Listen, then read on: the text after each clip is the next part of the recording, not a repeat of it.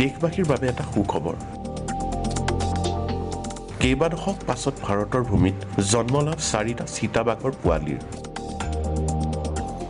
মধ্যপ্ৰদেশৰ কুনো ৰাষ্ট্ৰীয় উদ্যানত প্ৰায় 70 বছৰৰ পাছত জন্ম লাভ 4টা চিতাবাঘৰ পোৱালি এটা সময়ত ভাৰতৰ ভূমিৰ পৰা এক প্ৰকাৰ বিলুপ্ত হৈ পৰিছিল চিতাবাঘ তাৰ পাছত মাৰ্চৰ 24 তাৰিখে চিয়ায়া আৰু ৰকষ্টাৰ ফ্ৰেডিৰ ঔৰসত জন্ম লাভ কৰিছিল 4টাকৈ চিতাবাঘৰ পোৱালি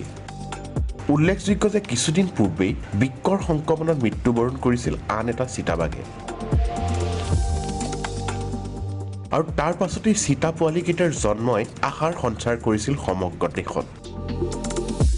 চিয়ায়া আৰু ফ্ৰেডিক ভাৰতলৈ অনা হৈছিল নামিবিয়াৰ পৰা আনহাতে চিয়ায়া হৈছিল নামিবিয়াৰ এক গাঁতৰ পৰা উদ্ধাৰ হোৱা চিতাবাঘ এই বাঘটোৱে ভাৰতবৰ্ষত আশাৰ সঞ্চাৰ কৰি এক নতুন যুগৰ সূচনা কৰিব বুলি জানো কোনোবাই ভাবিব পাৰিছিল চিতা পোৱালিকেইটাৰ জন্মৰ পাছতেই সামাজিক মাধ্যমৰ জৰিয়তে দেশৰ অন্যতম নেতাসকলেও শ্বেয়াৰ কৰিছিল চিতাবাঘৰ পোৱালিকেইটাৰ ফটোখন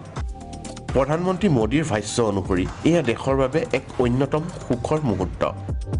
news desk report news update